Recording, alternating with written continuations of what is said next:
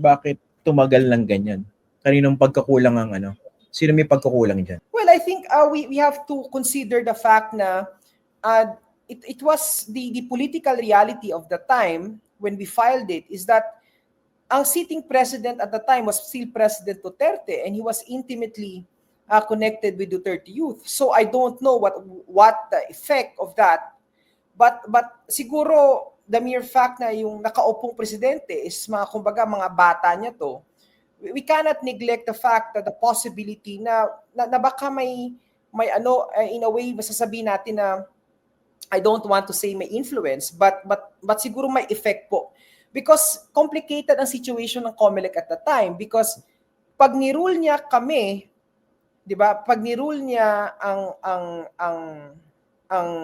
case namin in favor of us, matatanggal ang Duterte Youth, hindi sila makakaupo. So of course that has implication. For example, COMELEC kasi at the end of the day, it's a government agency.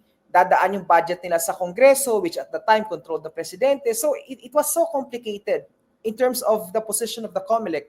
And at the same time, hindi niya naman pwedeng i-dismiss yung petition namin on the ground na sila mismo magsasabi na hindi required yung publication. So it's like saying na wag na nating i-apply yung batas sa Duterte Youth, which is also an impossible option on the part of the COMELEC. Sa proseso ba ng COMELEC, meron ba silang parang prescription period as to how long they can decide a particular petition? For instance, in this case.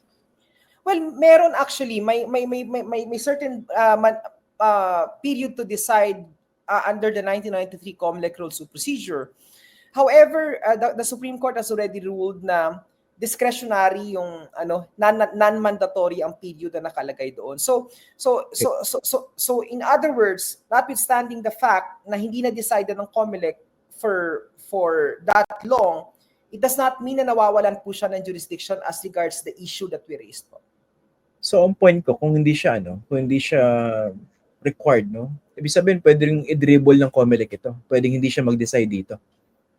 Well, technically, hindi pwedeng, technically speaking, hindi pwede niyang gawin yon, but at the same time, you also have recourse, for example, on the part of the petitioners, na kung sobrang haba, then, di ba, ang katulad nung ginawa dun sa isang case, I think yung Digamo case, if someone went up to the Supreme Court to file a petition for mandamus to compel COMELEC to decide the case. It's also an option na available sa amin. But I think what we appreciate with the current leadership of the COMELEC is that they recognize the importance of this issue, not only because, number one, ito po yung dinedemand ng taong bayan, because I think you've seen the reaction and the comment ng taong bayan.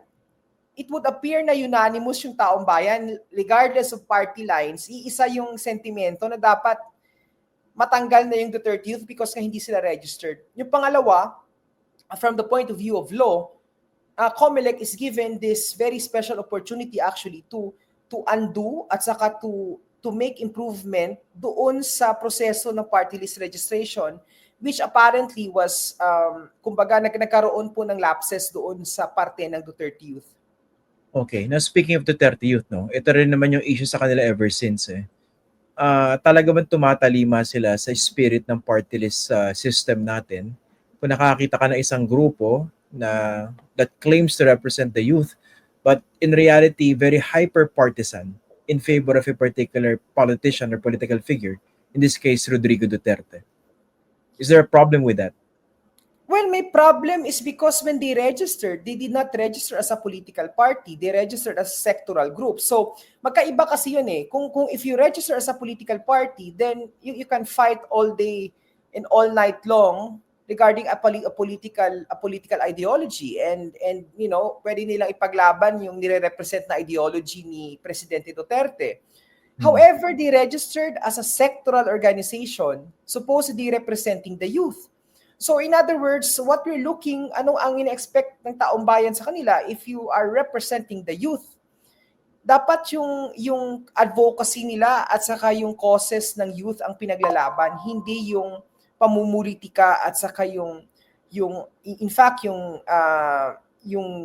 anti-communist stance daw nila, or even actively engaging in red tagging. In fact, the other case that became the reason for their suspension is actually in relation to red tagging na final po ng NUPL. So, yung amin lang is, kaya nga sabi namin dito, even if ma-remand ng COMELEC back sa division yung kaso, and magkaroon ng continuation sa publication and even sa public hearing, they will not pass it anyway because the track record would show na never naman sila nag-promote or nakipaglaban doon sa advokasya ng kabataan. In fact, ang dami-daming, as mentioned nga kanina, ni Attorney Cortez of NUPL in my other interview, sa dami-dami ng batas na pwede niyang ipaglaban ng kabataan, wala siyang ginawa ni isa, even yung pag-cut ng budget ng mga state universities, ng mga eskwelahan, wala sinabi. So, nakaka-apekto sa kabataan, yet they did nothing exactly because they never advocated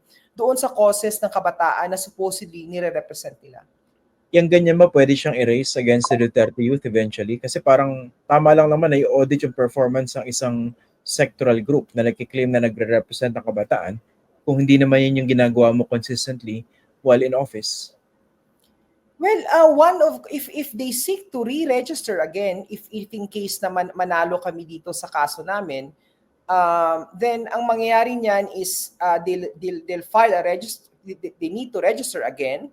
Or perhaps another possibility, another track na pwede gawin ng COMELEC dito is to simply remand the case for the future election. But for the meantime, hindi muna sila makakaupo for this election, but they can run again the moment maayos sila yung registration nila. They can run again in 2028. But we're very confident that even if they do that, they have to go through publication, they have to go through the hearing process.